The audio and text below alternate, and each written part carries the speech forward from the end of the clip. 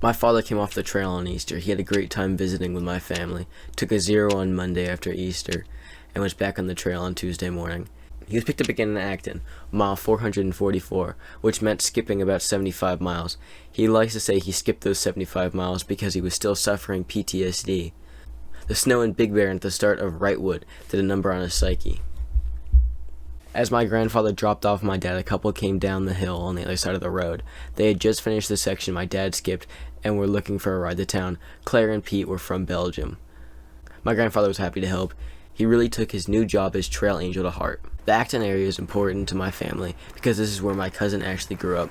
My dad texted Ashley a picture from the trail and asked her if she recognized it. My dad had to explain that he was hiking through her old stomping grounds. Coincidentally, one of the first things my family is doing after my dad comes off the trail in October is visiting Ashley because she's getting married. This was the first day it got warm enough for snakes to come out, so my dad scanned the trail ahead but only saw lizards. So many lizards. Just as one darted back into the bush and I scrambled out ahead of him. Particularly worrisome was how close and tall the grass was. A snake could be right beside him and he wouldn't know. Pretty quick he came up to the 450-mile marker, which was bittersweet since he hadn't actually hiked 450 miles yet. Skipping San Jacinto and the mountains past Wrightwood meant he'd only been on the trail for 320 miles, which isn't as impressive. Just 7 miles into the day's hike, he passed under Highway 14, another landmark of his Southern California upbringing. He stopped in the shade of the tunnel that goes under Highway 14. The tunnel not only lets hikers get past the freeway, but also allows creeks to flow. If not for the tunnel, the highway would become a dam. From the highway, you can see the Vaquez Rocks. The iconic silhouette is famous for many TV shows and movies. In school, my dad would get opportunities to come visit the Vaquez Rocks on field trips. Although the teachers wanted him to learn something about geology, he was more interested in Hollywood lore and the rock climbing. On the other side of the park was the town Aqua Dulce. Although he hadn't earned it, he took advantage of one of their restaurants for a delicious Mexican lunch. At the restaurant, he ran into the first Soboers hiking south from Tehachapi. Instead of skipping San Jacinto like my dad, most of the thru hikers started to jump to Tehachapi or walk or pass and head south. A mandatory roadwalk followed.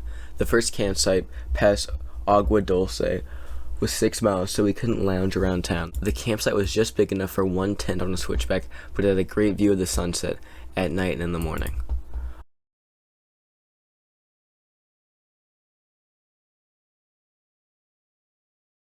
On this stretch, the trail kept coming across clay figures. Often they accompanied water caches. One of the trail log containers doubled as a hiker box. I guess someone wanted to get rid of their microspikes. My dad came across a great man-made waterfall intended to help one fill their water bottles. More impressive was that it was an Eagle Scout project, thanks Troop 415. Continuing his tour of his childhood haunts, my dad came across San Francisco Canyon Road. As a kid, this was the road his family would take to get to the closest mountains. He'd also cross Sierra Highway, Soledad Canyon Road, and Bouquet Canyon Road. The first two were major thoroughfares into and out of his town, and he lived on the last one for years. There's a ranger station in Francisquito that normally has the last water for 10 miles, but my dad skipped it. He had heard from a Sobo hiker that there was a nice waterfall just past the station that's normally dry. Speaking of hikers on this day, he'd seen more than any other day, a total of 35. One day hiker, 2 Nobos, and 32 Sobos. One group had 10 people in it. Crazy. There were no good campsites near where he wanted to be done for the day, but he was pretty proud of this stealth one. He found a comment in his far out saying that it was washed out, but not for his good old REI quarter dome. That overcast night was disturbed by constant planes flying over. My dad thought perhaps military operations were going on. In the morning, he crossed the other road from his childhood, Lake Hughes Road. It always confused him growing up. The big lake everyone went to fish and swim, Castaic Lake, was on Lake Hughes Road. Lake Hughes was tiny, and no one went there. The mystery of the planes from the night before were solved when he walked through a bit of burnt-out forest. Air tankers were doing practice water drop runs. 3 planes just kept circling over the same stretch of desolation. The lead one would even drop a little water that dissipated long before it hit the ground. The burnt-out forest was particularly difficult to hike through.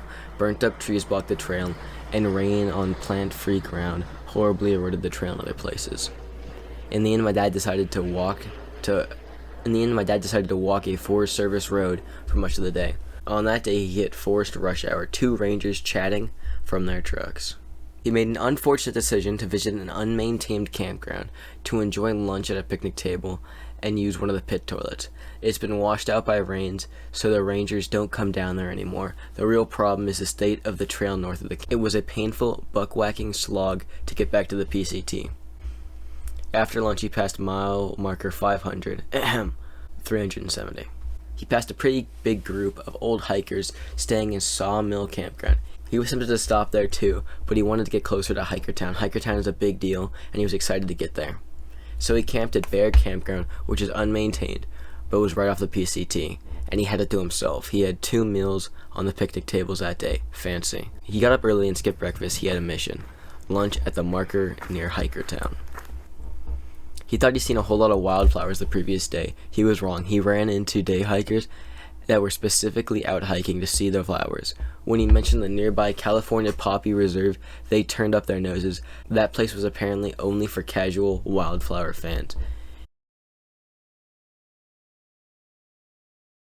He made it. He crossed the Lancaster Road and entered Hiker Town, USA.